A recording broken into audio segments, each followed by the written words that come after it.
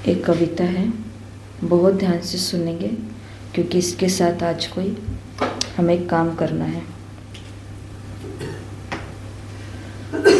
आग लगा दूंगा मैं, दुनिया हिला दूंगा मैं, भर के ज्वाला सीने में हर डर को मिटा दूंगा मैं। जिस भय ने तुझको रोका है, जिस भय ने तुझको रोका है, नहीं है सच कुछ भी, ये सब तो धोखा है। बढ़ता रह तू आगे, किसने तुझको रोका है, किसने तुझको रोका है। बन के ज्वाला मैं एक आग लगा दूंगा, हर डर की जड़ को मैं जड़ से मिटा दूंगा। एक जिंदा लाश नहीं तू, ना हो मुकम्मल ऐसा कोई काश नहीं तू। एक जिंदा लाश नहीं तू, ना हो मुकम्मल ऐसा काश नहीं तू। है खुदा तेरे ही साथ, पहचान ना खुद को यार तू। जानता हूँ कि आंखें तेरी भी रोती है, जानता हूँ कि आंखें तेरी भी रोती है, कई रातों में भी कहाँ ये सोती है। लेकिन क्या तू हार मान लेगा? नहीं, कभी नहीं। तो सुन फिर मेरी बात, जब दर्द हो तो रो लेना, ताने हो तो सुन लेना। जब दर्द हो तो रो लेना, ताने हो तो सुन लेना। शांत होकर फिर से यार एक बार और प्रयास तू कर लेना।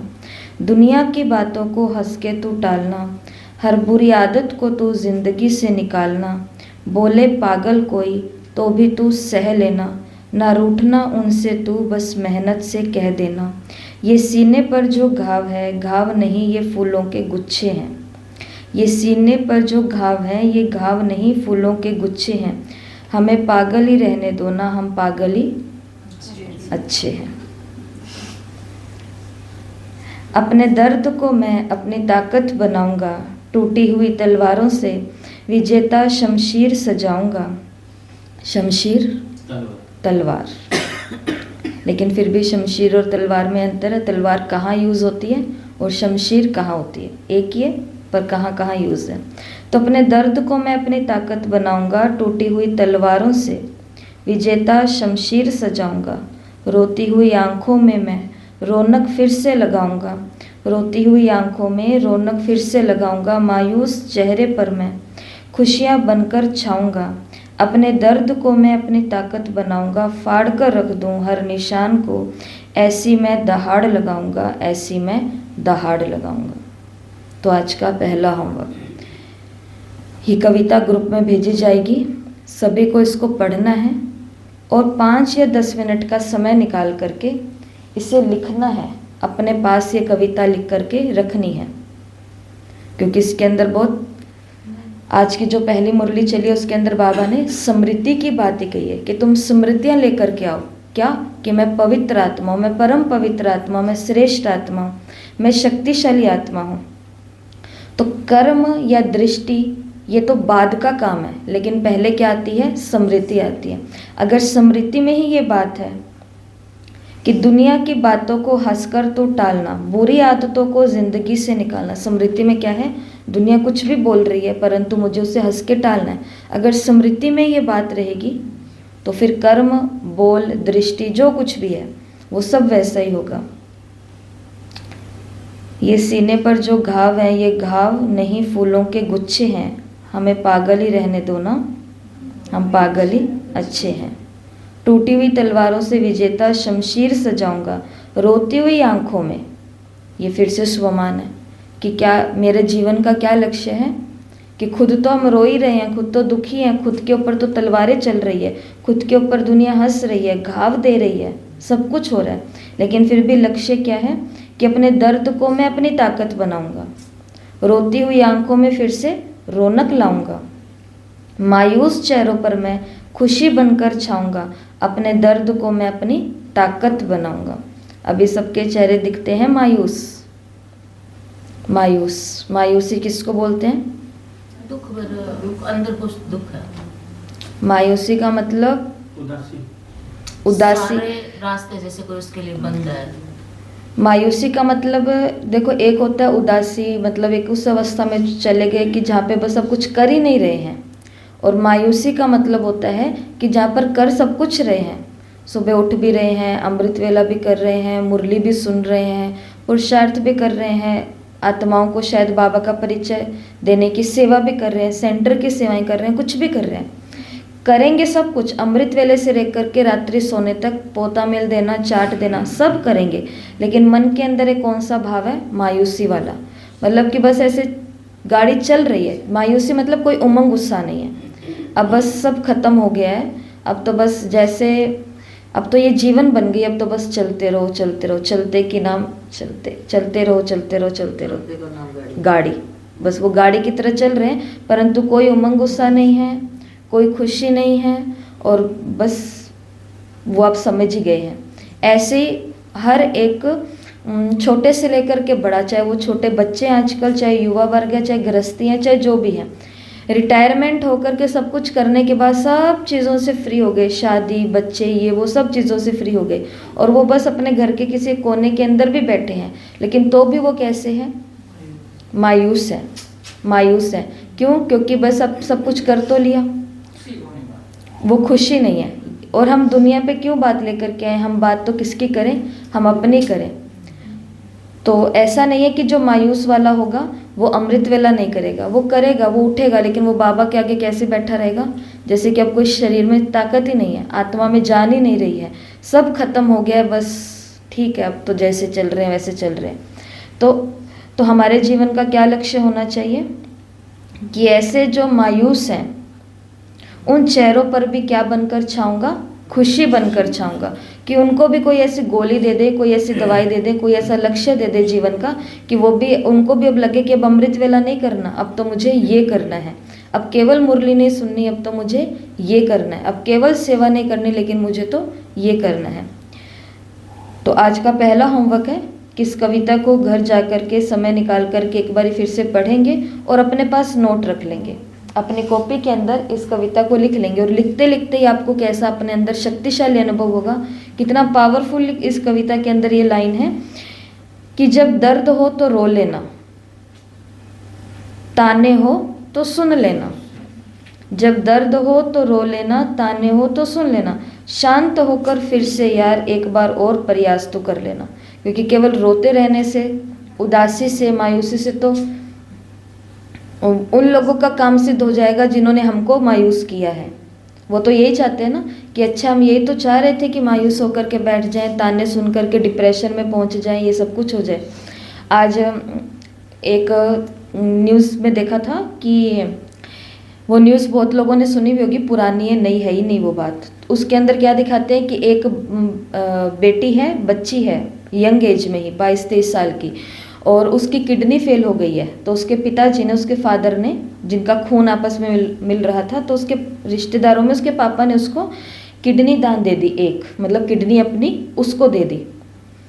कुछ समय के बाद में उस लड़की ने जहर खा करके आत्महत्या कर ली, मतलब जीव घात कर लिया। तो न्यूज़ के अंदर आया किस कारण कि पिता ने उसको अपनी किडनी दिया, मतलब अपने शरीर, अपने जीवन को थोड़ा कम कर दिया, लेकिन उसने अपने बॉयफ्रेंड के लिए, क्योंकि उसने उसको मना कर दिया, उसने उसको कुछ चीज़ के लिए छोड़ दिया या उदास कर दिया, नाराज कर दिया, तो उसने क्या कर लिया? सीधा जीव घाती कर लिया, सुसाइड कर लिया। तो माना फिर तो वो काम उनका सिद्ध हो गया ना, जो सामने वाला कराना चाहता है। इसके लिए यहाँ पर क्या है कि शांत हो जाओ और फिर से क्या कर लो, एक बारी प्रयास कर लो, फिर से उठो, फिर से खड़े हो और फिर से करो, और हंस करके हर तानों को टाल दो। तो यह है आज का पहला होमवर्क। फिर चलते हैं मुरली की तरफ। तो 2 मुरलियां हैं, सभी ने पढ़ी है मुरली? मुरली पढ़ी है सभी ने? पढ़ी है। तो जो दूसरी मुरली है 1-12-83 की, इस मुरली के अंदर तो बाबा ने अधिकार की 3 लकीरें देखी है। कौन कौन सी? अधिकार। बाबा ने कहा ये तुम्हारा जन्मसिद्ध अधिकार है। दुनिया वाले तो मांग रहे हैं कि हे भगवान हमको क्या दो, अधिकार दो। क्या मांगते हैं भक्ति में? हम क्या मांग करके आए हैं भगवान से? सुख शांति। उधर तो मांग रहे हैं और इधर पवित्रता का अधिकार, उधर तो ये मांग रहे हैं, परंतु उधर पवित्रता को पवित्रता नहीं बोलते, परंतु इतना तो बोलते ना, हे भगवान इसको सद्बुद्धि दो, हे भगवान मुझे सद्बुद्धि दो, मेरी दिमाग क्यों ये बाहर में भटक रहा है। तो भगवान से उधर मांगा, और इधर भगवान ने क्या कहा कि जैसे तुम्हारा जन्म हुआ तो तुम्हारा जन्म सिद्ध अधिकार क्या है ये तीनों ही लकीरें जो तुम्हारी मस्तक पर है, एक है सुख की लकीर, एक है शांति की लकीर, एक है पवित्रता की लकीर। पहली कौन सी लकीर है इसमें से? मुरली के अंदर ऐसा नहीं है, परंतु पहली कौन सी लकीर है? पवित्रता। तो पवित्रता ही सुख और शांति की जननी है, पवित्रता। मुरली के अंदर बाबा ने कहा कि सुख की लकीर के लिए बाबा ने क्या कहा कि जब सुख तुम्हारा जन्मसिद्ध अधिकार है, तो सुख के अधिकार की लकीर बहुत स्पष्ट और गहरी है। कितनी भी परिस्थितियां आवे, दुख की अविद्या हो, दुख की परिस्थितियों को अपने सुख के सागर से प्राप्त हुए अधिकार द्वारा दुख की परिस्थितियों में भी क्या सोचना है? वाह मीठा ड्रामा, वाह रे हर एक पाठधारी का पाठ।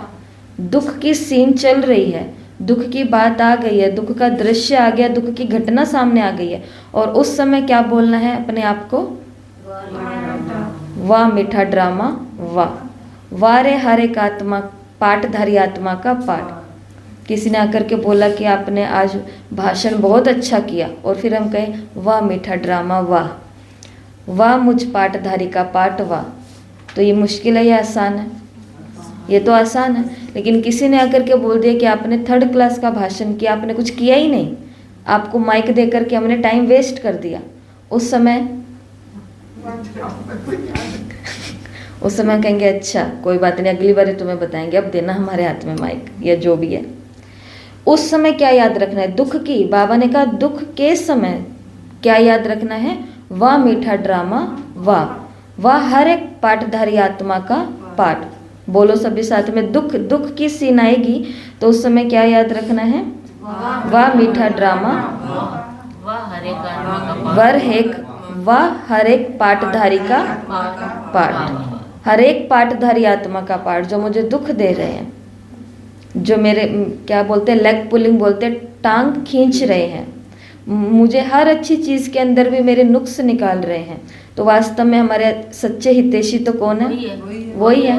हमको तो चलना ही आता था, हमको तो केवल चलना ही आता था, ये ऐसे चलना है, ये है हमारे पुरुषार्थ का मार्ग, परंतु चला ही दिया, उन्होंने कम उड़ा दिया, जंप लगवाया, फिर जंप से भी काम नहीं पड़ा, फिर सीधा क्या लगवाया?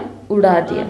कि जंप में भी तो एनर्जी जाती है ना, तो सीधे उड़ते रहो, ऊपर ही रहो, नीचे ऐसे करने की भी आवश्यकता नहीं है, रहो ही कहाँ? ऊपर। तो जो हमको प्यार करते हैं, जो हमारा सम्मान करते हैं, मान करते हैं, हमको फूलों की माला पहनाते हैं, ये करते हैं वो करते हैं, वो हमको कभी आगे बढ़ाते हैं क्या? ऐसा कोई इस धरती पर इंसान होकर के नहीं गया। आज यहाँ पर 10 और महान आत्माओं के नाम लिखे हुए हैं, इससे पहले हमने 10 और फ्रीडम फाइटर्स के नाम देखे थे ना। ये जितने भी होकर के गए, इन सभी को अगर ऐसे पुचकार करने वाले लोग मिलते तो आज इतने कम उम्र वाले ये भगत सिंह या आज़ाद, इन लोगों का नाम होता था आज? या झांसी की रानी लक्ष्मीबाई।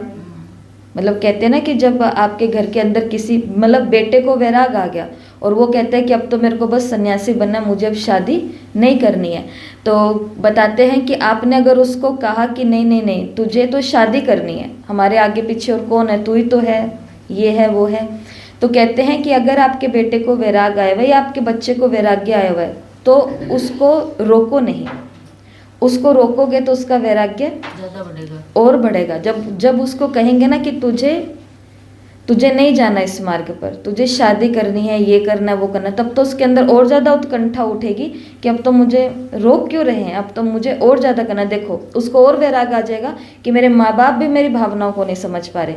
अभी तक माँ बाप से तो दिल था, कम से कम दुनिया से ही वैराग्य आया था, लेकिन अब धीरे धीरे जब उसके माँ बाप भी उसके इस चीज़ में सहयोग नहीं देंगे तो उसका वैराग्य और पावरफुल हो जाएगा कि अब उसको अपने माँ बाप भी कैसे लगेंगे, ये भी दुनिया वालों की तरह ही है, ये भी मुझे सपोर्ट नहीं करते, ये भी मुझे सहयोग नहीं करते। तो कहा जाता है कि अगर आपके बच्चे को वैराग आ रहा है और वो बोल रहा है मुझे तो सन्यासी बनना है, साधु महाराज बनना है, ये बनना है, तो उसको बोलो हाँ तू जा।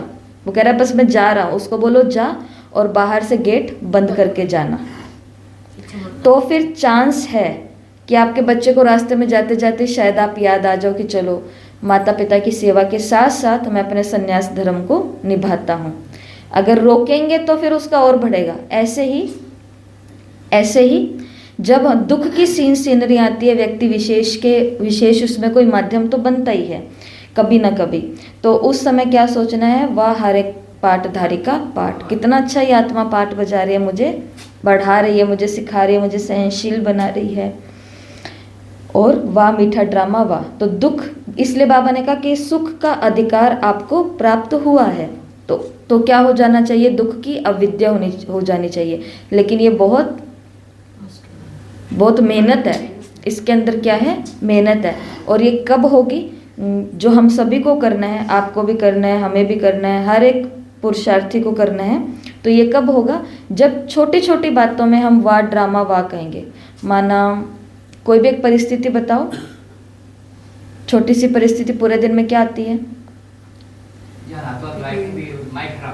हाँ, जैसे अभी की अभी माइक खराब हो जाए, अभी की अभी माइक खराब हो जाए और जो भी स्पीकर हो ये वो वो नहीं चले, तो उस समय अब ये छोटी सी परिस्थिति आई है दुख की, बहुत बड़ी जीवन की तो घटना नहीं आ गई ना कि मेरा जीवन ही अब खत्म हो जाएगा, ऐसी छोटी सी परिस्थिति आई है एक दिन की। तो उस समय हमारा रिएक्शन क्या होता है। तो ये छोटी छोटी बातों के अंदर हमको क्या करनी है, मेहनत। इसलिए कहते हैं छोटी छोटी जीत एक बड़ी जीत प्राप्त कराती है।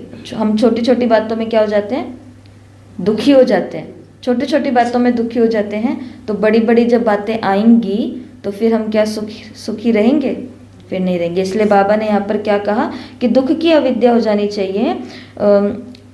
तो इस नॉलेज द्वारा, कौन सी नॉलेज, ड्रामा की नॉलेज और पाठधारी की नॉलेज, तो इस नॉलेज की रोशनी द्वारा, अधिकार की खुशी द्वारा दुख को भी सुख में परिवर्तन कर देना है, दुख को सुख में परिवर्तन कर देना है।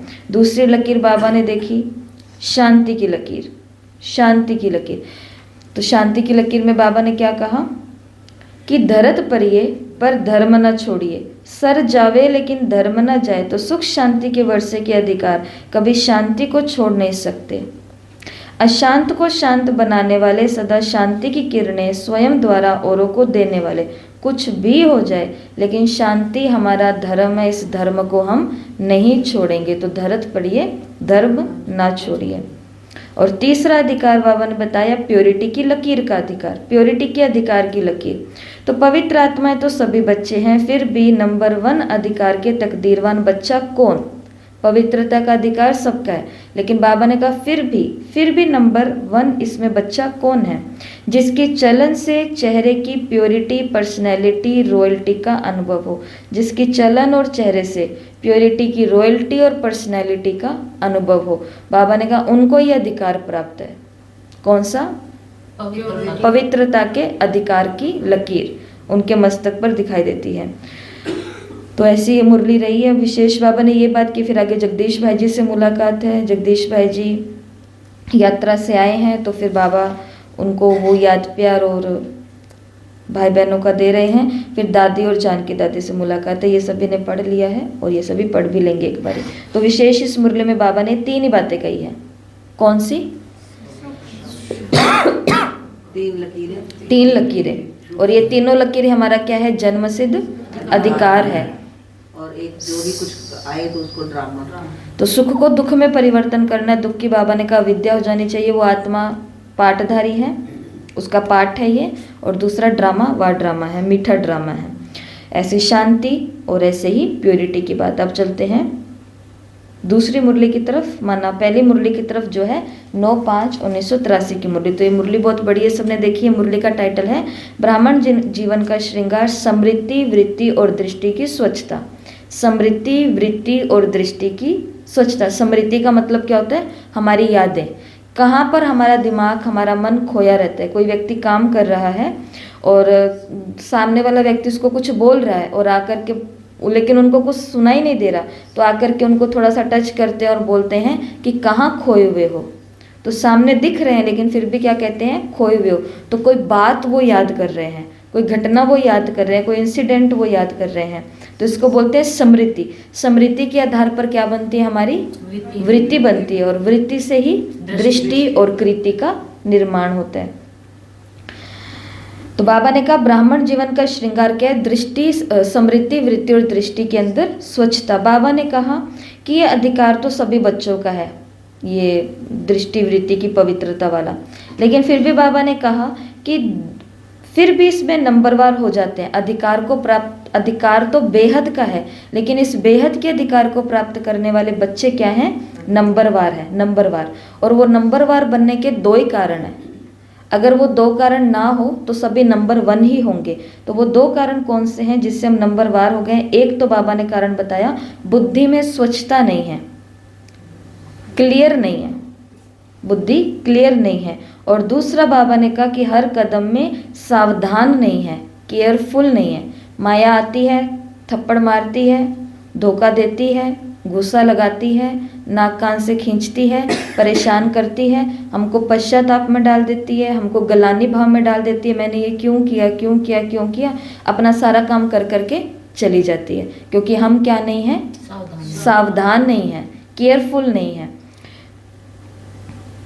दूसरे व्यक्ति से तो फिर भी हम अपना बचा लेंगे, एक कोने में जाकर के छुप करके बैठ जाओ, दूसरे से तो बचाव हो जाएगा, परंतु खुद से, खुद की जो बुरी आदतें हैं, खुद की जो कमी कमजोरियां हैं। इसलिए बाबा ने कहा अधिकार तो बेहद का है, लेकिन लेने वाले नंबरवार बन जाते हैं। और इसके संक्षेप में बाबा ने दो कारण बताए। पहला कारण बुद्धि में स्वच्छता नहीं है, मतलब क्लियर नहीं है, क्लियर नहीं है और केयरफुल नहीं है, क्लियर नहीं है और केयरफुल नहीं है। केयरफुल का मतलब क्या होता है?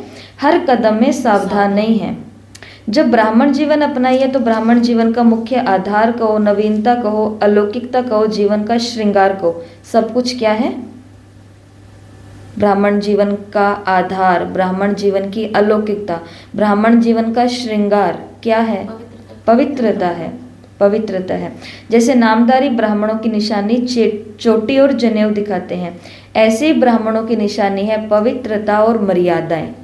उधर है चोटी और जनेऊ, इधर है पवित्रता और मर्यादा, क्योंकि पवित्रता बहुत ऊंची स्टेज है। तो ऊंची स्टेज की निशानी उधर चोटी, और जनेऊ मतलब धारण कर लेना। तो जनेऊ का मतलब यहाँ पर है मर्यादाएं, मर्यादाओं का व्रत। तो पवित्रता की पहली आधार मूर्त पॉइंट है समृद्धि की पवित्रता। तो पवित्र जीवन के लिए सबसे पहले किसकी प्योरिटी चाहिए? समृद्धि की, कि यादें जो हैं वो भी अब क्या हो? प्योर हो। और वो कैसे बनेगी हमारी समृद्धि? स्वमान से। कौन कौन से स्वमान है? बाबा ने स्वमान दिए हैं। मैं परम पूज्य आत्मा हूँ, और पूज्य बनना भी है। पूर्वज आत्माएं हैं, विशेष आत्मा हूँ, शुद्ध पवित्र आत्मा हूँ, श्रेष्ठ आत्मा हूँ। तो ये सभी हमारी समृद्धि हैं। तो इसलिए क्या करना है? जैसे भक्ति मार्ग के अंदर माला फेरते थे ना, हम सबने फेरी है माला, 108 की माला, राम राम राम राम राम राम, या जो भी हमको अपने गुरुओं के द्वारा या बड़ों के द्वारा समझाया हुआ था, सिखाया हुआ था। ऐसे ही अब हमको कौन सी माला फेरने का हमको मिलता है लक्ष्य? स्वमान की माला, 108 स्वमान की माला।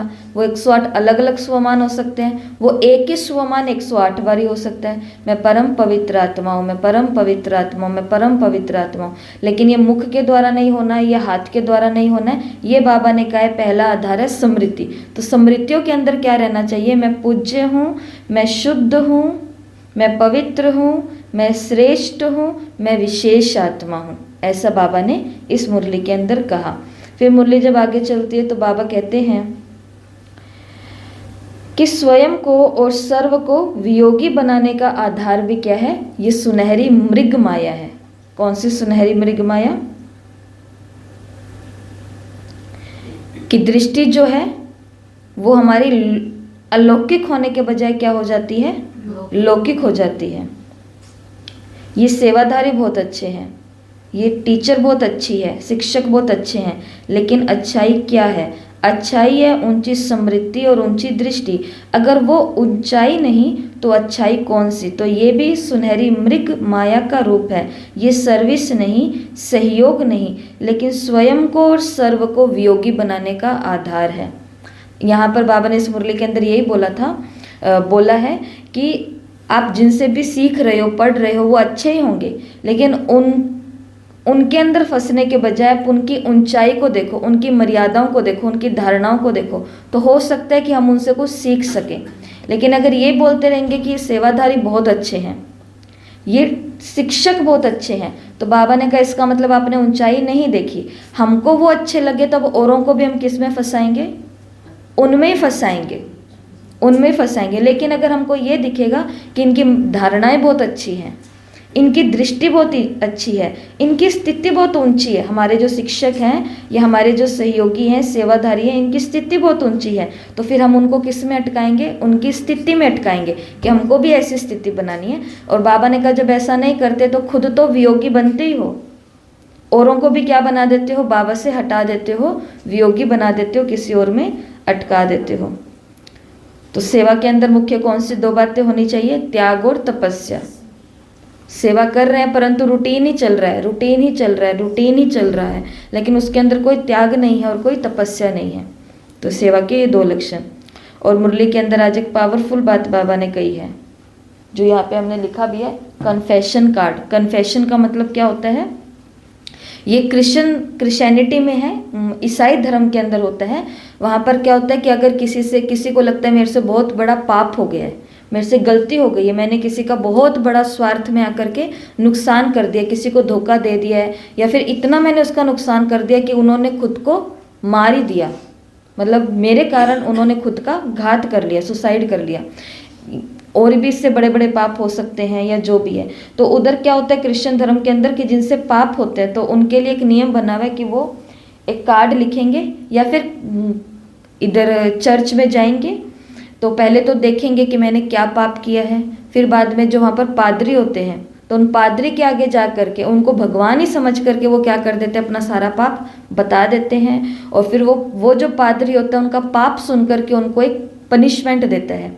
पनिशमेंट मतलब अब से तुमको ये नहीं करना, या आज तुमको पूरा दिन ये करना है, ऐसे करना है, ऐसे करना है, पनिशमेंट। और जब उसको पनिशमेंट मिलती है और वो अपना वहाँ पे जाकर के कन्फेस कर देता है, स्वीकार कर लेता है कि मैंने ये पाप किया, तो वहाँ पर ऐसा माना जाता है कि वो आत्मा खुद को बहुत हल्का महसूस करती है, बोझ मुक्त। और बाबा भी हमको ये बोलते हैं कि बाबा के आगे क्या, हमारा तो पादरी, हमारा पंडित, हमारा मौलाना साहब, हमारा गुरु, हमारा टीचर, हमारा जो भी कुछ है वो सब कुछ क्या है, वो निराकार शिव बाबा ही है या बाप दादा ही है। तो इस मुरली के अंदर बाबा ने आज ये स्पष्ट बात कही है, जो हमारी कमी रहती है कि जब तक हम ये नहीं स्वीकार करेंगे कि मैं दोषी हूँ, पढ़िए ना मुरली, मुरली के अंदर बाबा ने कहा मैं दोषी हूँ, जब तक ये सावधानी नहीं रखेंगे तब तक महापाप से मुक्त नहीं हो सकेंगे। हम क्या कहते हैं, मैं तो दोषी नहीं हूँ, माहौल ही ऐसा बन गया था तो मेरे से ऐसा हो गया, ड्रामा में पार्ट ही ऐसा था तो हो गया, ये विधि का विधान था तो ऐसा हो गया, मैं तो ये करना ही नहीं चाहता था परंतु वो उनके साथ थे तो ये हो गया, पहले उन्होंने कहा इसलिए फिर मैंने ऐसा किया।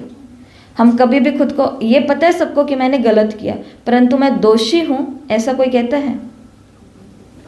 कोई नहीं कहता। ऐसा कभी कभी हमने कहा भी होगा या कहते भी होंगे, लेकिन होता क्या है कि कभी कभी हम बाबा के आगे तो सारी चिट्ठी खोल देते हैं कि बाबा मैं ये हूँ, मैं ये हूँ, मैं ये हूँ, मैं ये हूँ, और जैसे खोल करके खड़े हुए फिर से क्या काम करने लग जाते हैं, वही काम करने लगे। तो इसका मतलब हमने बाबा के आगे कन्फेस नहीं किया है, स्वीकार नहीं किया है। क्योंकि अगर, अब इस बात को ध्यान से सुनना, क्योंकि अगर हमने भगवान के आगे पाप स्वीकार किया होता, कौन सा पाप, कि मैं ही दोषी हूँ, ये विकार में गया, इसका दोषी सामने वाला नहीं है, ये नहीं है। क्या बोला था ब्रह्मचर्य 21 दिन की भट्टी की शुरुआत के पहले, किसी भी समय, किसी भी परिस्थिति और किसी भी व्यक्ति, इन तीनों माध्यम के द्वारा कहीं पर भी ब्रह्मचर्य का खंडन नहीं होना चाहिए। माहौल कुछ भी हो, व्यक्ति कोई भी हो, परिस्थिति भी कैसी और समय कितना भी बज रहा हो, अकेले हैं, 2 अकेले हैं, 4 हैं, 10 हैं, जो भी हैं, किसी भी समय परिस्थिति और व्यक्ति विशेष कहीं पर भी ब्रह्मचर्य का खंडन हुआ तो दोषी कौन है?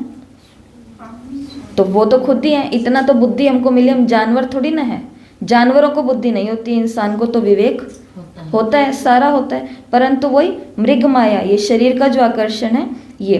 तो अगर हमने भगवान के आगे स्वीकार किया कि मैंने ये पाप किया, मैं ही दोषी हूँ, और हमको लग रहा है कि हाँ बाबा ने सुन लिया, भगवान ने सुन लिया, और बाबा ने मुझे कहा कि बच्ची इट्स ओके, मैंने तुझे माफ़ कर दिया।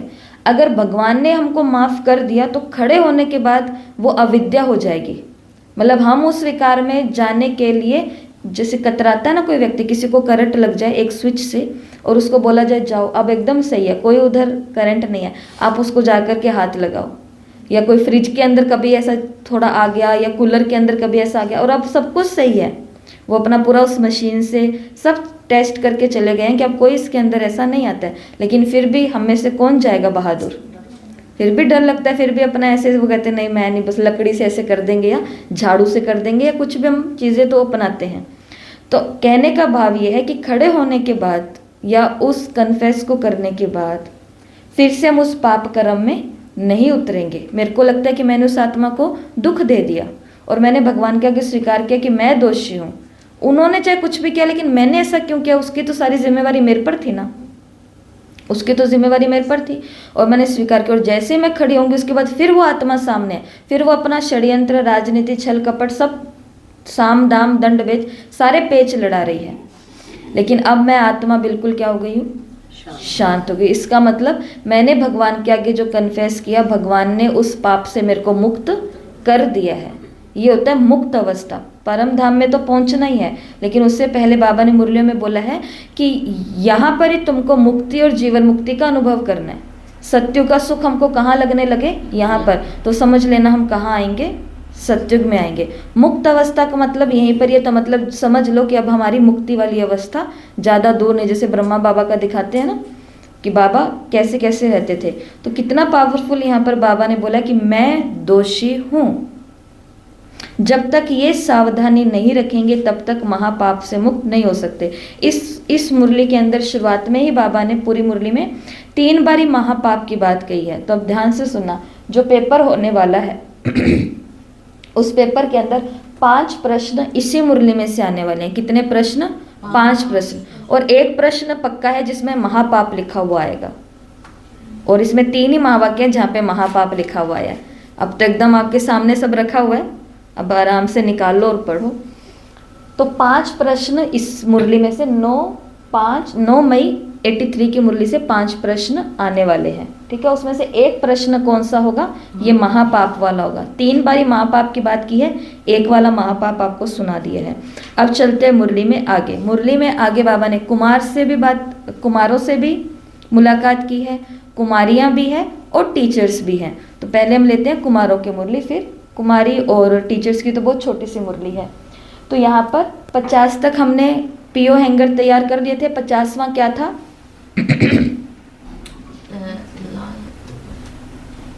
50वां क्या था? कबीर जवाहरलाल नेहरू, ये लास्ट था 50वां, ठीक है। उसके बाद में आज हमने ये आत्माएं हैं जो भक्ति के अंदर होकर के गई है, जिन्होंने किसी को कृष्ण की भक्ति सिखाई, किन्हीं को राम जी की भक्ति सिखाई, भक्ति की तरफ लेकर के गए। और इसमें से कितने सारे तो ग्रस्त थे जिन्होंने ग्रस्त के अंदर ऐसा कुछ कर दिया, और कितने सारे तो ऐसे थे जिन्होंने, जैसे संत ज्ञानेश्वर महाराष्ट्र के अंदर होकर के गए। इनकी कहानी के अंदर बताते हैं कि इन्होंने ग्रस्त में नहीं गए, परंतु 21 साल की उम्र तक इन्होंने गीता का एक ज्ञानेश्वरी जो वहाँ पर बुक है, गीता की सारी बातें हैं, परंतु उन्होंने अपने भाव से, भावनाओं से सब लिखी है। तो वो किताब बना दी और उसके अंदर सारी वो प्रॉब्लम्स है जो एक ग्रस्त के अंदर होती है। एक गृहस्थी को किन किन छोटी छोटी बातों से गुजरना पड़ता है, वो सब ज्ञानेश्वरी में लिखा हुआ है। और 21 साल की उम्र तक सारे काम पूरे कर दिए और समाधि में लीन हो गए, 21 साल की उम्र तक। और हम 21वें साल में क्या कर रहे थे? स्वामी विवेकानंद जी 38 या 37 इतने ही साल के थे, 40 के तो पूरे हुए ही नहीं थे, तब तक इन्होंने पूरे विदेश में भ्रमण करके भारत का झंडा लहरा दिया, मतलब एक परचम निकाल दिया कि कोई है, संन्यास धर्म भी कोई है, या ब्रह्मचर्य कोई चीज़ है, या गुरु के प्रति इनकी क्या श्रद्धा होती है, या भारत की संस्कृति क्या है, राजयोग क्या है, ये सब स्वामी विवेकानंद जी का था। और 37 साल की उम्र में तो सारा काम अपना पूरा कर करके कैलेंडर के अंदर ही डेट लिख दी थी, कितनी तारीख को मेरे को ये शरीर छोड़ना है, अगला महीना होगा, ये समय होगा, ये होगा। इसलिए उनको पहले अपने वो दिन जब आया तो उनके जो भी क्या बोलते हैं, उनके उस मठ के अंदर अनुयायी थे, हाँ उनके सहयोगी थे, तो उनको पहले बोल दिया कि वो खिड़की खोल दो, क्यों खोल दो? वो कहते कि बस अब समय आ गया है, बस खिड़की खुलती है, हवाएं अंदर आती है जाती है और वो अपने शरीर से मुक्त हो जाते हैं, ऐसी अवस्था। इन्होंने 38 ईयर्स तक, मतलब 40 से कम कम साल में सब कुछ कर लिया। और हम या आज के युवाओं को देखें, अभी तक तो उनको ये चल ही रहा है कि ये करना है कि नहीं करना है, ये करें कि नहीं करें, ये होएगा कि नहीं होगा। तो ऐसी है महान आत्माओं का आज हम कुमारों की मुरली को इसके साथ जोड़ने वाले हैं। तो मुरली की शुरुआत में बाबा कहते हैं सदा अपने को हर कदम में साक्षी अनुभव करो। क्या अनुभव करो? साक्षी। साक्षी का मतलब क्या होता है कि सामने कुछ घटना घट रही है, जैसे टीवी के अंदर अब कुछ हो रहा है, हम सिर्फ देख सकते हैं, हम अंदर जा करके कुछ कर तो नहीं सकते।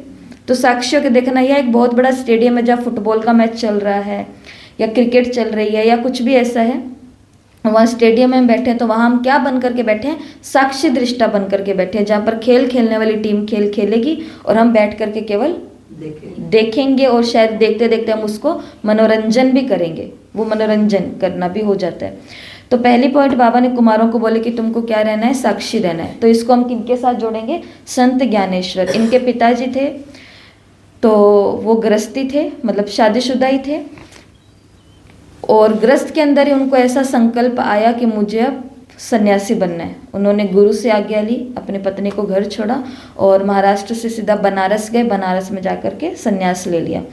फिर एक बारी पत्नी उनके कोई गुरु के पास जाती है और गुरुजी वो सामने जाते ही उसको आशीर्वाद देते हैं, पुत्रवान भव, ये भव सौभाग्यवती भव। तो वो कहती है कि पुत्रवान भव, और ये सब तो कैसे होगा, क्योंकि मेरे पति तो मेरे को छोड़ करके सन्यास में चले गए। और बाय चांस जिस गुरु के पास वो पहुंची थी वो वही गुरु थे जिन्होंने इनको आगे जाने की आज्ञा दी थी, परंतु उनको ये नहीं पता था कि ऐसा करके कोई गृहस्थी है। फिर उन्होंने इनके फादर को, इनकी बात नहीं हो रही है, इनके फादर को कहा कि भाई अभी आप फिर से अपने गृहस्थ में जाइए, और क्योंकि आपकी पत्नी आपके दुख में है, वो बहुत दुखी है, तो आप फिर से अपने गृहस्थी में जाओ और अपना जीवन वहीं पर ही जियो, वहीं से भगवान को याद करो। फिर इनका दिखाते कि वापस से गृहस्थ में आ जाते। अब जब गृहस्थ से सन्यासी बने, सन्यासी से फिर क्या बन गए? गृहस्थी बन गए। तो आसपास के जो भी लोग हैं, लोगों का इन दोनों पति पत्नी के ऊपर बहुत बहुत सितम हुआ। फिर इनके पास 4 बेटे हुए, 4 बच्चे, जिसमें से एक ज्ञानेश्वर भी थे, संत ज्ञानेश्वर। तो इन बच्चे, ये चारों बच्चे भी जब रास्ते पर निकलते थे तो लोग इनकी हंसी बोलते थे, और मराठी भाषा के अंदर ऐसा कुछ बोलते थे कि भाई ये उनकी मूर्तियां जा रही है, उनकी औलादें या उनकी मूर्तियां जा रही है जो सन्यासी से गृहस्थी बनाए, पतित हैं जो सन्यासी से गृहस्थी बनाए, जो तो ऐसा करते करते, और वो दोनों पति पत्नी इतना तनाव में आ गए थे कि उन्होंने फिर पूछा समाज से कि भाई बता दो अब हम इसका प्रायश्चित कैसे करें।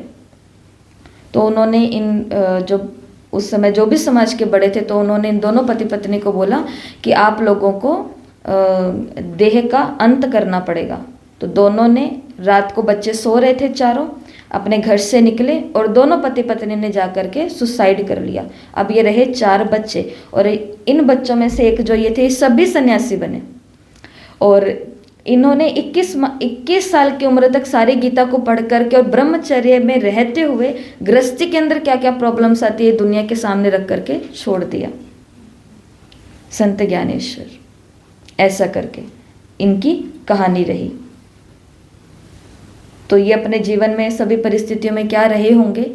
साक्षी रहे होंगे ना, तभी तो इतना सब कुछ कर पाए। दुनिया बोल रही है तो बोलने दो, ताने मार रही है तो मारती जा रही है, लेकिन ये साक्षी होकर के दुनिया के हाथ में, भारत के हाथ में वो चीज़ दे करके चले गए जो ताने देने वाले तो कभी सोच भी नहीं सकते, शायद उन्होंने पूरी गीता भी ना पढ़ी हो। तो ज्ञानेश्वरी बनाने की तो बात दूर थी। तो कुमारों को क्या अनुभव करना है कि मैं क्या हूँ? साक्षी स्थिति का अनुभव करना है। हमको भी क्या अनुभव करना है कि हम क्या हैं? साक्षी। ऐसी परिस्थितियां क्या हमने सामना की हैं? नहीं की है।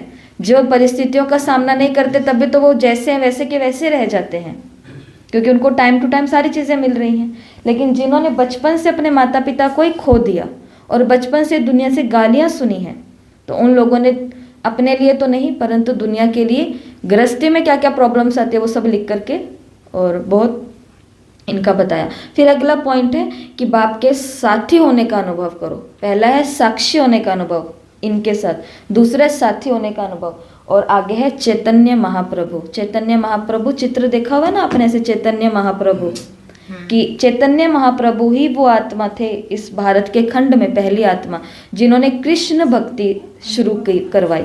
वरना 8वीं सदी तक तो बताते हैं कि सिर्फ शिव जी की भक्ति चल रही थी। जैसे सिंधु घाटी सभ्यता आपने सुनी हुई है, खुदाइयाँ आपने सुनी हुई है, तो इन सभी जो भी चाणक्य, चंद्रगुप्त आपने सब सुना हुआ है। तो इनका दिखाते हैं कि जब ये युद्ध पर जाते तो इनके सब जगह शिवलिंग मिला है कि शिव को ही याद करके जाते थे, शिव की आराधना करके जाते थे।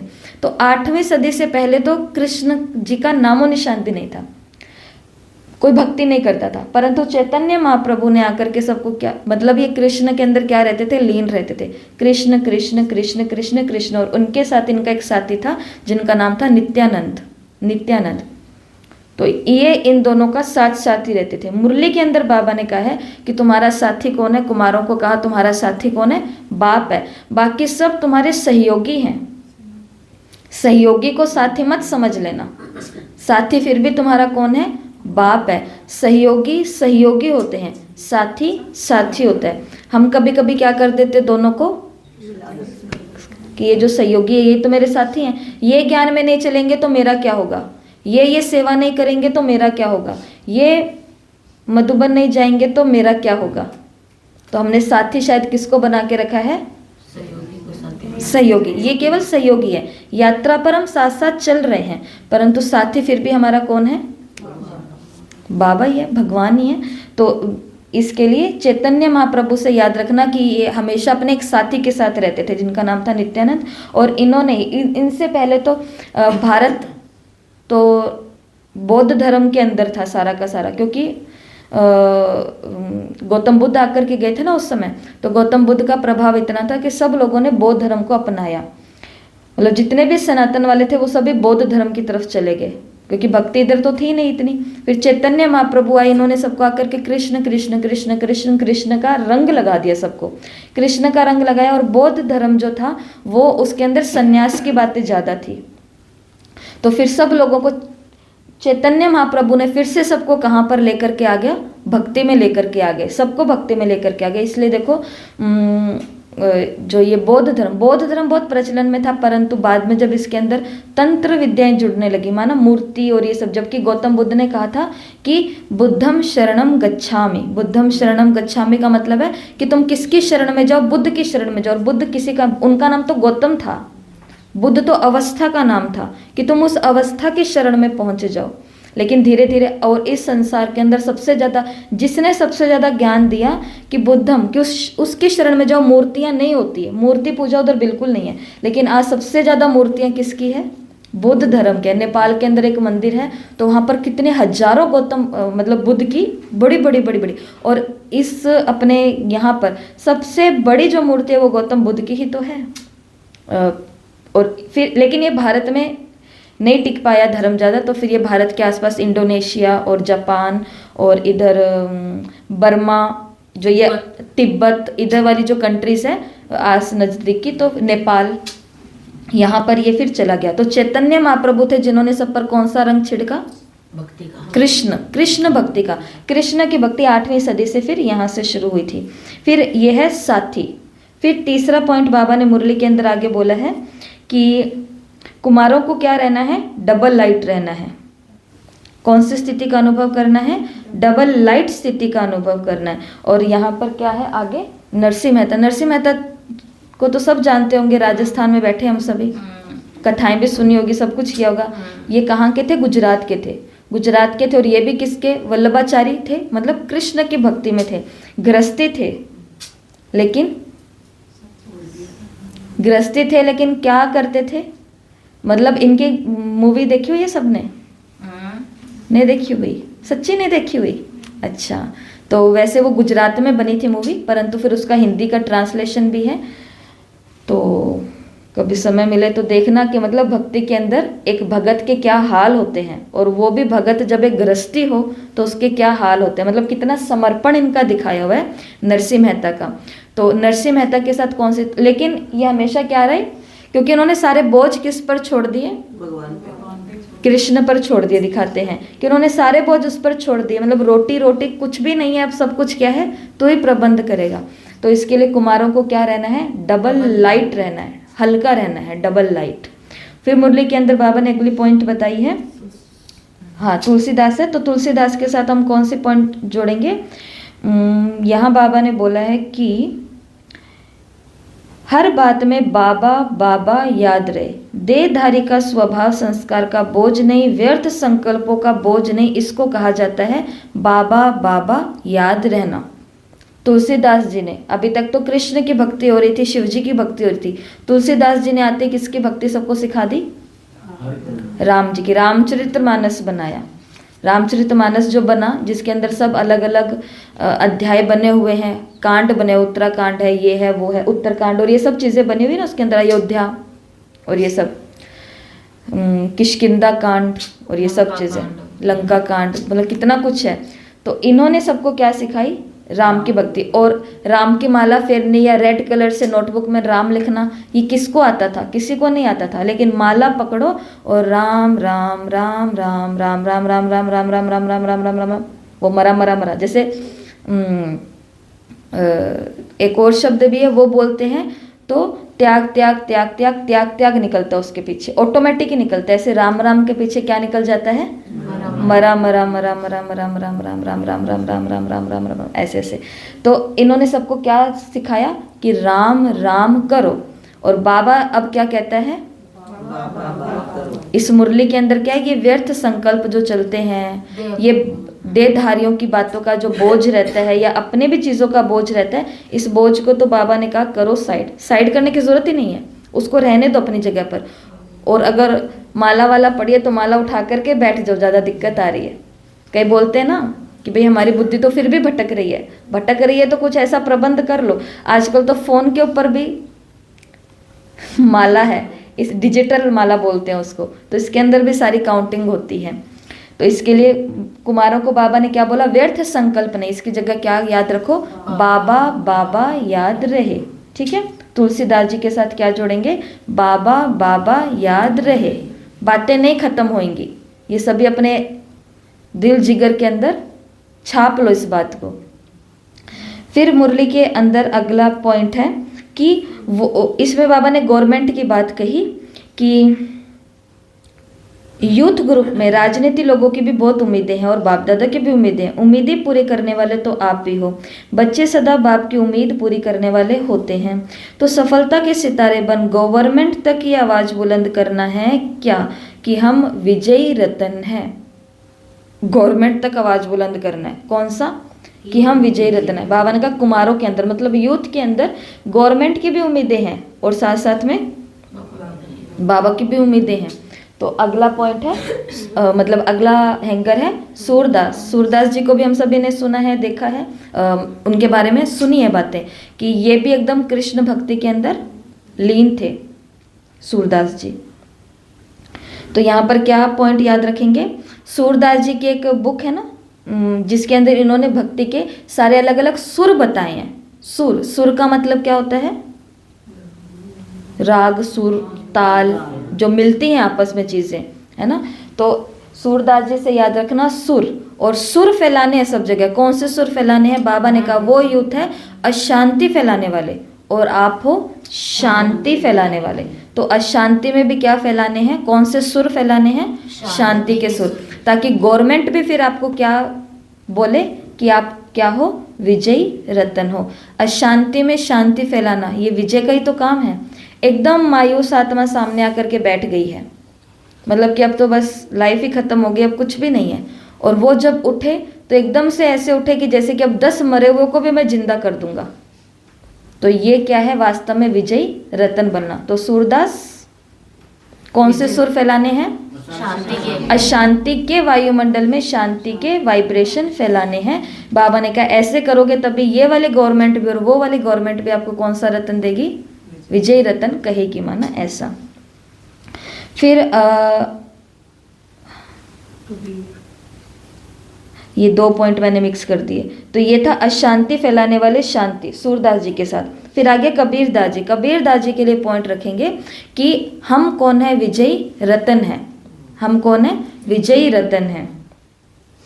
बाप की उम्मीदें भी हम ही पूरी करने वाले हैं। हमारे ऊपर बहुत बड़ी जिम्मेवारी है। हमारे ऊपर बहुत बड़ी, ऐसा बाबा ने कहा कुमारों को समझना चाहिए कि हमारे ऊपर बहुत बड़ी जिम्मेवारी है। कबीरदास जी एक ऐसे व्यक्ति भारत की भूमि पर होकर के गए हैं जिन्होंने सारी बातें वो कही जो दुनिया नहीं मानती थी। फिर आगे इनका जो बेटा होकर के गया कमाल, उन्होंने भी वो इनसे भी आगे निकला और उन्होंने भी वो सब चीज़ें कही। मतलब कबीरदास जी के तो दोहे सुने हुए ना, एक दोहा सुनाओ फिर। कबीरा खड़ा बाजार में सबकी मांगे खैर, ना काहू से दोस्ती ना काहू से बैर। गुरु गोविंद, जबकि दुनिया ने सिखाया था कि जो तुम्हारे साथ जैसा है उसके साथ वैसा ही बन करके रहो, और कबीरदास जी ने क्या कहा, गुरु गोविंद दो खड़े सब कोई से भी बैर नहीं। गुरु गोविंद जो दो खड़े काके लागू पाव, बलिहारी गुरु आपकी गोविंद देव मिलाई। कबीरा कबीरा तेरी झोपड़ी कलकतियों के पास करेंगे सो भरेंगे तू क्यों रे उदास। ऐसे ऐसे दोहे,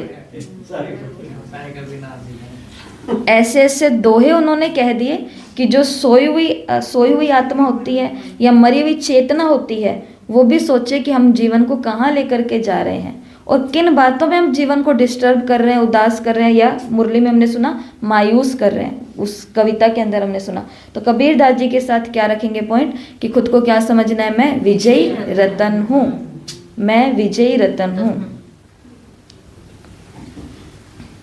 आगे दयानंद सरस्वती, आगे दयानंद सरस्वती। दयानंद सरस्वती कौन होकर के गए हैं? दयानंद सरस्वती भी काली के भगत होकर के गए हैं। मतलब इनको किसी ने मतलब कि ये हर घड़ी समाधि में चले जाते थे, हर घड़ी समाधि में चले जाते थे। जैसे इस्कॉन वालों को आपने देखा है कि वो बाहर हरे राम हरे कृष्णा करते करते एकदम मस्ती में लीन होते हैं, मतलब एकदम भक्ति में कहीं पर ही होते हैं। तो इनकी भी ये 3 अवस्थाएं थी दयानंद सरस्वती जी की, कि एक तो ये केवल उसके नाम के अंदर कृष्ण कृष्ण और ये सब, या जिनकी भी भक्ति करते थे माना, तो उनकी एकदम भक्ति में ही वो लीन होते थे। दूसरी अवस्था ऐसी होती थी कि सामने कोई व्यक्ति आया और आकर के वो अपनी प्रॉब्लम बता रहा है, और प्रॉब्लम बताते बताते उसने बोल दिया कि भगवान ने मेरी रक्षा की। जैसे वो सामने वाला ऐसा कुछ बोलता था फिर समाधि में लीन हो जाते थे।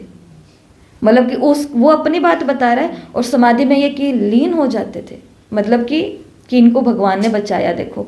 तो ऐसे लीन। और तीसरी अवस्था बताई कि जब ये किसी के साथ नाव पर बैठे हैं तो दिखाते हैं कि वो उनको बोलता है कि अब तुमको मैं समाधि में लेके, बहुत बड़ी समाधि थी जिस समाधि को लेने में व्यक्ति को 40 साल लग जाते हैं, वो इन्होंने 3 दिन में प्राप्त कर ली। जो अंतिम समाधि की बात है वो 3 दिन में प्राप्त कर ली। वो कैसे हुई कि नाव के अंदर बैठे और जो भी गुरु इनके सामने हैं उन्होंने इसको बोला कि आंखें बंद करो, मैं तुमको समाधि में लीन करता हूँ। इन्होंने बोला, आंखें बंद किए, इन्होंने बोला जैसे आंखें बंद करते हो यहाँ काली आती है।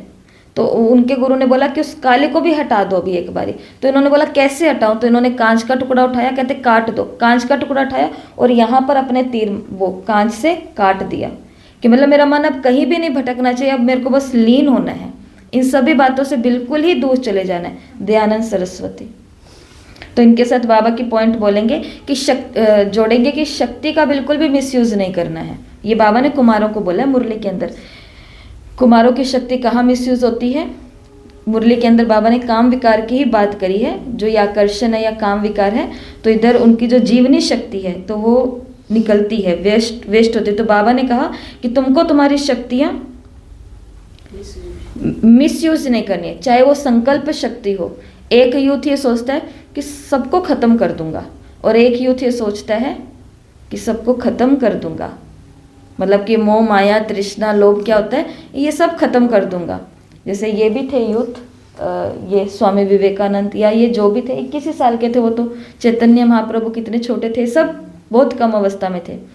तो ऐसा तो कुमारों को बाबा ने बोला कि तुमको तुम्हारी शक्तियों का मिसयूज नहीं करना है, क्योंकि शक्तियों का यूज इस दुनिया के कल्याण के लिए बाबा ने कहा लगाना है, कल्याण के लिए लगाना है, ठीक है। और आगे है रामकृष्ण परमहंस। तो रामकृष्ण परमहंस के बारे में भी हम सभी जानते हैं, स्वामी विवेकानंद जी के जो गुरु थे, ये भी काली के भगत थे।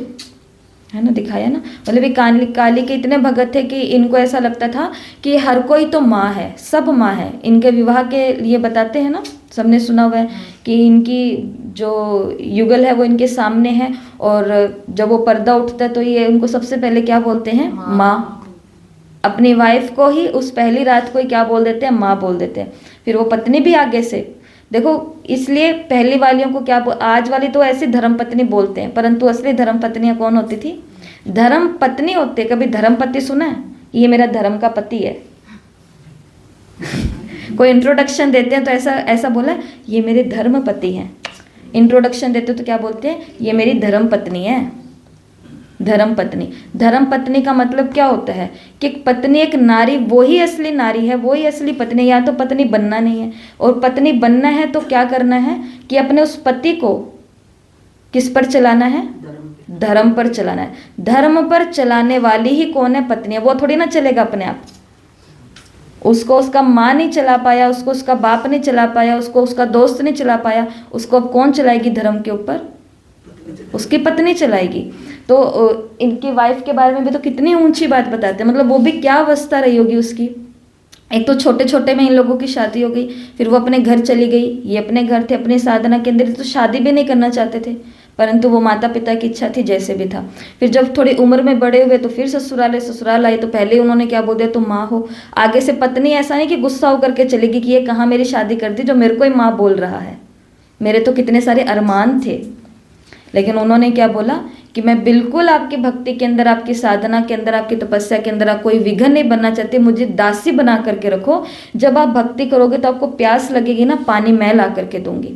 जब आप भक्ति करोगे तो घी कम पड़ेगा ना, वो घी मैं ला करके दूंगी। जब आप भक्ति करोगे तो भोग भी तो लगाना होगा, वो प्रसाद मैं बना करके ला करके दूंगी। तो मैं आपकी सहयोगी रहूंगी, मैं आपकी दासी रहूंगी, तो मुझे भी इसमें ले लो। ऐसी पत्नियां कहाँ और कौन सी उम्र के अंदर। उम्र ये नहीं सोचना कि हम भी तो ऐसे ही करते हैं, हम तो हो गए 60-60 साल के, 50-50 साल के, अब कर रहे हैं। और इन्होंने कब किया, शादी के पहले दिन से किया। कितना बड़ा त्याग है, कितना बड़ा त्याग। तो रामकृष्ण परमहंस, तो बाबा की मुरली की पॉइंट है कि खुद को बाप के साथ, खुद को बाप के समीप अनुभव करो, खुद को बाप के समीप अनुभव करो, तो फर्स्ट डिवीज़न में आएंगे। बाबा ने कहा फर्स्ट में आने में तो नंबर 12, परंतु फर्स्ट डिवीज़न में तो आ सकते हैं। और फर्स्ट डिवीज़न में कौन आएगा, जो खुद को बाप के, ऐसा बाबा ने कुमारों को बोला। तो खुद को बाप के कहाँ रखना है, समीप रखना है। फिर इस मुरली के अंदर बाबा ने कुमारों को ऐसा बोला ना कि मुरली के अंदर बाबा ने कहा था कि 2 रोटी तो तुमको खानी है, याद है ऐसा कुछ बाबा ने कहा था।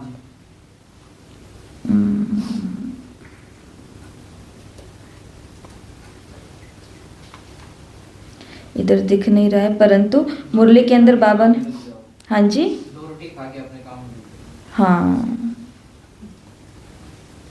ठीक है। तो इधर तो नहीं दिख रहा, पर मुरली के अंदर ऐसा ही था कि 2 रोटी खाना और बाप के निमित्त सेवा करना। भाई बाबा ने उनको कमाई के बारे में बताया ना कि नौकरी पर जाओगे, सुबह 8 बजे जाओगे, शाम को 8 बजे आओगे। बाबा ने कहा फिर थक जाओगे, फिर मेरी भी सेवा नहीं करोगे, कुछ नहीं करोगे। तो कुमारों के लिए बाबा ने बोला कि तुमको क्या करना है। देखते ना मधुबन के कुमार, वो कुमार क्या कर रहे हैं, 2 रोटी खाने को मिलती है और सेवा, देखा हुआ है भाइयों को वहाँ पे सेवा करते हुए, बहुत करते हैं। और ये जॉब वाले कुमार हुए तो नहीं कर सकते। इसलिए बाबा ने कहा जब आप बंधन मुक्त बन चुके हो तो उसका बाबा ने कहा आपको बोझ क्यों उठाना, क्योंकि झंडा लहराना है। ये बाबा ने यहाँ पे बोला, ये आवाज़ बुलंद करना है, झंडा लहराना, और अपनी जिम्मेवारी सदा अपनी समृद्धि पर रखनी है। कौन सी जिम्मेवारी, कि भाई बाप की सेवा अगर मैं नहीं करूँगा तो कौन करेगा, यही तो काम है। ये रहा, मिल गया। 2 रोटी के लिए निमित्त मात्र कोई काम करते हैं ना, करते हो या कहीं पर लगाव तो नहीं है। निमित्त कहने से नहीं होता, कुमार कहने से नहीं होता, कुमार होते स्वतंत्र। तो सदा लक्ष्य रहे बाप समान बनना ही है, स्वतंत्र रहो। और बाबा ने कहा अगर कमाई कर भी रहे हो तो वो किस लिए कर रहे हैं, यज्ञ सेवा के लिए कर रहे हैं, सिर्फ इसलिए कर रहे हैं 2 रोटी तो हमको मिल ही जाएगी कहीं ना कहीं से। माताओं के लिए बाबा ने यहाँ तक बात बोल दी कि तुमको तुम्हारी पवित्रता के अंदर तुम्हारा पति विघ्न डाले। ये बाबा की मुरलियाँ चली हुई है। तो तुम क्या करो, किसी के घर में बर्तन मांज करके भी अपने 2 रोटी का जुगाड़ कर लो, लेकिन अपवित्र मत बनो। क्योंकि पति क्या बोलेगा कि तेरे को खाने के लिए नहीं दूंगा, तेरे को कुछ नहीं दूंगा, जैसा मैं कहूँगा वैसा तेरे को करना पड़ेगा। बाबा ने कहा इसी मुरली के अंदर कि धर्म पढ़िए, धरत पढ़िए पर धर्म ना छोड़िए। और अगर हम केवल ब्राह्मण, जो भी नए नए ब्राह्मण बने, या हम कुछ ऐसी चीज़ों के अंदर आ जाते और हम अपने आप को देखें, हम तो 2 मिनट में अपना धर्म परिवर्तन कर लेते हैं। हमको अपना धर्म छोड़ने में कितनी देर लगती है। किसी ने थोड़ा कान के अंदर फूंक डाली, इतने में धर्म परिवर्तन हो गया। किसी ने थोड़ा सा इधर से फूंक डाली, इतने में फिर धर्म परिवर्तन हो गया। ऊपर नीचे, ऊपर नीचे, ऊपर नीचे। इसलिए बाबा ने कुमारों को क्या बोला कि तुम क्या हो, स्वतंत्र हो, 2 रोटी तुमको खानी है, निमित्त बाबा के सेवा करो, काम करो, 2 रोटी तुमको।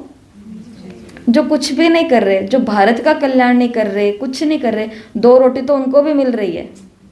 उनको भी घर घर कटोरा लेकर के जाना नहीं पड़ता, लोग ही आकर के उनको 2-4 रोटियां तो दे जाते हैं।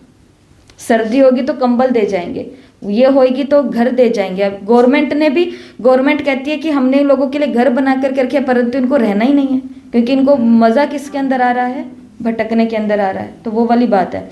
तो इसलिए स्वामी विवेकानंद इनके साथ कौन सी पॉइंट जोड़ेंगे कि 2 रोटी खाई और निमित्त सेवा की। क्या था इनके पास, कुछ भी नहीं था, लेकिन झंडा तो फहरा है सब जगह, भारत का परचम।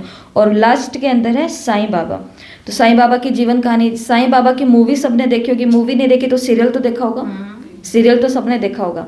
तो उसके अंदर किताबें हैं, मूवीज़ हैं, सीरियल है, उसके अंदर साईं बाबा के ऊपर क्या क्या कष्ट आए हैं, या क्या क्या इनको सहन करना पड़ा, क्या क्या सितम इनको मिले, लोगों ने इनको कैसे कैसे हेल्प नहीं किया, क्या इनको सहन करना पड़ा, वो जीवन कहानी में सबको सब कुछ पता है। तो साईं बाबा के साथ में मुरली के लास्ट में 1-2 पॉइंट हैं, तो वो जोड़ लेंगे।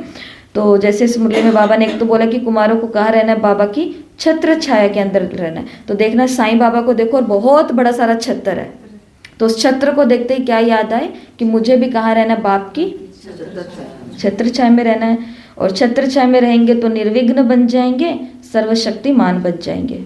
ठीक है, सर्वशक्तिमान बन जाएंगे। फिर आगे कुमारियों के लिए मुरली है। तो कुमारियों के लिए जो मुरली है उसके अंदर बाबा ने कहा कि कुमारी जीवन वैसे भी भाग्यशाली जीवन है, और अब तो डबल भाग्यवान बन गई हो।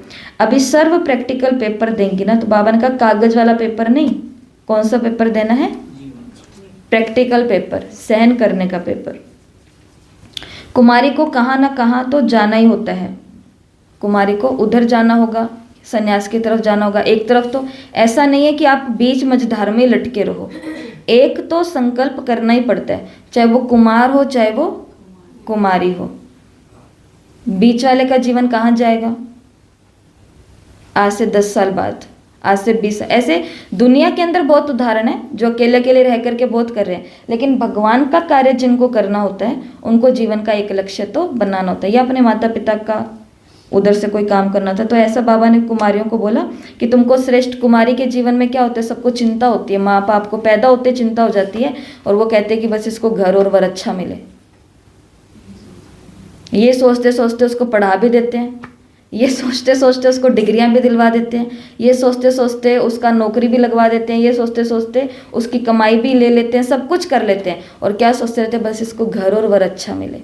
घर माताएं यहाँ पर आती है, उनका कोई और पॉइंट ही नहीं है, उनका एक ही पॉइंट चलता है, बस दीदी बाबा को कहती हूँ बस इसको घर और वर अच्छा मिले, घर। और जिसको पास बेटा होगा वो बोलेगा बहू अच्छी मिले, अच्छी मिले, अच्छी मिले, अच्छी मिले। इसके आगे भी तो बुद्धि बढ़ाओ, आगे क्या है, मिल जाएंगे अच्छे, फिर मिल गए अच्छे, अब फिर क्या हो जाएगा, रोटी जो मिल जाएंगे अच्छे, फिर क्या होगा, इसके आगे का किसने सोचा है, इसके आगे का किसी ने क्या, अच्छे मिल जाएंगे तो उनको हम भगवान के रास्ते पर चलाएंगे, ये भी तो आगे बोलो। अच्छी मिल जाएगी तो उसको बाबा की सेवा में लेकर के आऊँगी, अच्छा घर और वर मिल जाएगा तो उन सभी को भी भगवान का परिचय दे दूंगी। वो तुम सोचते नहीं है, वो तो पहले से सोचते पता नहीं वो कौन से धर्म को मानने वाले होंगे, कौन से देवता को, ना भाई हम तो जवाई भाई को ऐसा कुछ नहीं कहेंगे, कुछ नहीं कहेंगे। तो ये तो फिर स्वार्थ हो गया ना। भगवान जो सबके लिए पवित्रता का फूल लेकर के आया कि बैठो इस कमल फूल के ऊपर, और उसी भगवान के आगे जाकर के हम क्या बोल रहे हैं कि मेरे बच्चों के लिए तो तुझे कीचड़ तैयार करना ही पड़ेगा। ये कैसी डिमांड है भगवान के आगे। इसका मतलब बाबा को हमने पहचाना नहीं है। इसका मतलब तो बाबा को पहचाना नहीं है ना, क्योंकि अगर पहचान मिल जाती तो बाबा के आगे ये वाली डिमांड नहीं करते। बाबा के आगे क्या डिमांड करते? बाबा को क्या कहते? बाबा ये 2 या 3 जो भी फूल है मेरे पास, ये आपके ही हैं, आपको इनका क्या करना है वो आप देखो। मेरी तो इच्छा है बाबा कि संसार में कुछ नहीं रखा हुआ, ये आपके बन जाएं तो हमारा जीवन और सुखी हो जाए। इनके मम्मी पापा ज़रा सोच करके देखो, गंगा नहा लिए होंगे, जमुना नहा लिए होंगे, सरस्वती नहा लिए होंगे, सब नहा लिए होंगे, जिन्होंने ऐसे पुत्रों को पैदा किया, जिन्होंने ऐसे बेटों को पैदा किया, नाम अमर हो गया। और बाकी और माँ बाप का नाम अमर होता है? कितने आते और कितने चले जाते इस दुनिया में। तो बाबा के आगे उल्टी डिमांडें बोलने का तरीका सही रखो। बाबा आपके तो बाबा उनका इंतज़ाम करेगा, और बाबा शायद उसी घर में भेजेगा जहाँ पर उनका भाग्य उदय होने वाला है। वो भगवान कोई भी भेदभाव नहीं करता। फिर आगे बाबा ने टीचर्स के लिए मुरली चलाई है, तो ये मुरली पूरी होगी। तो काम आज क्या करना है? ये 10 पॉइंट लिखने हैं। 10 पॉइंट लिखने का मतलब है 60 हैंगर्स तैयार हैं, तो ये 10 लिखने हैं। इनकी जीवन कहानी के बारे में समय मिलता है, कुछ और पढ़ना चाहते हो तो आपकी इच्छा है, आप और भी कुछ देख सकते हो, पढ़ सकते हो। और बाबा के 10 पॉइंट यहाँ पर सेट कर करके अपनी नोटबुक में नोट करने हैं। दूसरा काम आज का क्या करना है? कविता लिखनी है, ये लिखनी है, और ये बहुत सुंदर कविता है। और आज का लास्ट काम है, लास्ट काम ये सबको करना है, क्योंकि मुरली के अंदर बाबा ने कन्फेस करने की बात की है, स्वीकार करने की बात की। क्या स्वीकार करना है? मैं दोषी हूँ, मैं दोषी हूँ। बाबा ने कहा जब तक ये स्वीकार नहीं करेंगे तब तक अधिकार प्राप्त नहीं होगा। तो सामने वाला नहीं, दोषी कौन हूँ? मैं ही हूँ बाबा, बस। सामने वाला तो कुछ भी कर रहा है पर हूँ तो मैं ही। तो इसमें कुछ 1-2 स्टेप होते हैं, वो आप सुन लो कि आपको करना क्या है इसके अंदर।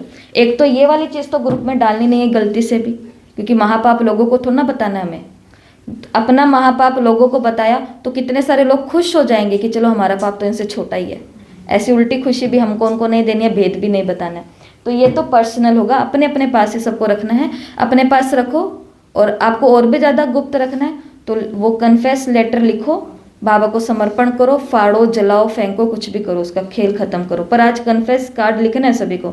इसमें कुछ 5 पॉइंट होते हैं, पहला होते हैं, पर इसको हम बीके के ऊपर लेकर के आएंगे कि इस ब्राह्मण जीवन में मेरे से क्या क्या महापाप हुए हैं। इस ब्राह्मण जीवन में मेरे से क्या क्या महापाप, महापाप हुए हैं। ये मुरली के अंदर भी है, महापाप। ठीक है, पहला तो ये लिखना है कि मेरे से ये पाप हुआ है। फिर उसको स्वीकार करना है कि ये मेरे से ही हुआ है। सामने वाले ने मुझे कभी भी फोर्स नहीं किया कि तू गाली दे मेरे को, मैंने अपने उत्सुकता में आकर के वो काम किया। तो स्वीकार करना होता है। तो पहले महापाप को लिखना होता है या देखना होता है, फिर उसे स्वीकार भी करना होता है कि इसमें मेरी गलती थी, फिर सॉरी फॉर इट। अब उसके लिए क्या करनी है? माफ़ी मांगनी है। माफ़ी मन ही मन माफ़ी मांगनी है, या उस आत्मा से या पिता परमात्मा से। और फिर बाद में जैसे वहाँ पर कोई ना कोई पनिशमेंट देते हैं, पादरी को सौंप देना है, तो शिव बाबा को ये अपना कार्ड सौंप देना है माफ़ी मांगने के बाद में। और उसके बाद में खुद को एक पनिशमेंट देनी है, खुद को कोई ना कोई सज़ा देनी है। वो सज़ा क्या हो सकती है? जो भी आपको अच्छी लगे, कि आज मुझे दिन में 2 बार ये मुरलियाँ पढ़नी हैं। ब्राह्मणों के लिए यही तो सज़ा, और क्या सज़ा है? जो क्लासरूम में सबसे ज़्यादा बोलता है, चीन जापान के अंदर, यहाँ पर तो डंडा और ये वाली सज़ाएं होती थी पहले, लेकिन वहाँ पर क्या होता है? वहाँ पर इसको बोलते हैं सॉफ्ट पनिशमेंट, सॉफ्ट पनिशमेंट। तो वहाँ पर क्लास में जो बच्चा ये सबसे ज़्यादा बोल रहा है, तो टीचर देखता था, टीचर उसको बोलता था कि खड़े हो, और एकदम उस कोने में बिठाता था जहाँ पे वो अकेला है, क्योंकि उसको बोलने की आदत है। और उसको पनिशमेंट क्या दे दी? चुप रहने की। इसको बोलते हैं सॉफ्ट पनिशमेंट, कि हमको अपने आप को ऐसी कोई सज़ा देनी है। योग में 5 मिनट नहीं बैठा जाता, तो आज योग में खुद को सजा दो, 1 घंटे तक बैठना मेरे को, 1 घंटा योग करना। इसको बोलते हैं खुद को पनिशमेंट, क्योंकि जब तक सज़ा नहीं मिलती है ना, तब तक हमारी अक्ल ठिकाने नहीं आती है। तो खुद को क्या देनी है? सज़ा देनी है। वो आप खुद का देख सकते हैं। तो ये काम आज सबको 3 करने हैं। अच्छा, आज जैसे कि हम मधुबन जा रहे हैं, तो आने वाले अब जो ये 5 दिन है, 5 या 6 दिन, मतलब 21 तारीख तक, 21 तारीख तक मुरलियाँ केवल ग्रुप में 1-1 मुरली भेजी जाएगी। और सबके लिए यही होमवर्क है कि उस एक एक मुरली में से 10-10 प्रश्न उत्तर निकालने हैं। सिर्फ ये काम है। क्लास नहीं होगी तो जो फ़ोन के माध्यम से भी सुनने वाले हैं उनको भी पता रहे कि 5 या 6 दिन तक, मतलब 21 तारीख तक अब कोई भी क्लास मुरली की नहीं होने वाली है। ग्रुप के अंदर, टेलीग्राम ग्रुप के अंदर हर दिन की एक मुरली कल से भेजी जाएगी 21 तारीख तक, और उस एक मुरली से खुद को ही सबको होमवर्क करना है। अपनी मुरली पढ़नी है, अपनी मुरली पढ़नी है। दिन में एक बारी पढ़ो, 2 बारी, जैसे आप करते हो। अभी आपकी सेल्फ स्टडी है कुछ दिन के लिए, अपनी मुरली पढ़नी है। या मधुबन जाने वाले भी हैं तो हमें अपनी मुरली पढ़नी है वहाँ टाइम निकाल करके, और हर मुरली में से 10 प्रश्न उत्तर निकालने हैं। अपनी नोटबुक में नोट करना और ग्रुप में पोस्ट करना है। ये डेली का होमवर्क, एक ही होमवर्क रहेगा, एक ही मुरली रहेगी, और मैं उम्मीद करती हूँ कि सभी ये करेंगे ज़रूर, सभी ये करेंगे ज़रूर। ठीक है।